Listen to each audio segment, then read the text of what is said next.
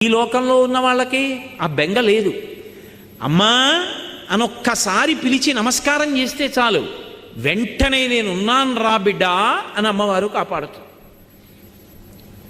మీకు నేను ఒక మాట చెప్తే మీరు ఆశ్చర్యపోతారు. ఈ శ్లోకం ఎంత శక్తివంతమో తెలుసా? మీరు తప్పించుకోలేనంత పెద్ద ఉపద్రవం వెంట తరిమేస్తుంటే వెనకాతల ఏం చెయ్యాలో తెలియనప్పుడు ఈ శ్లోకం జరిగితే చాలా రక్షిస్తుంది అమ్మవారు. అంత శక్తివంతం.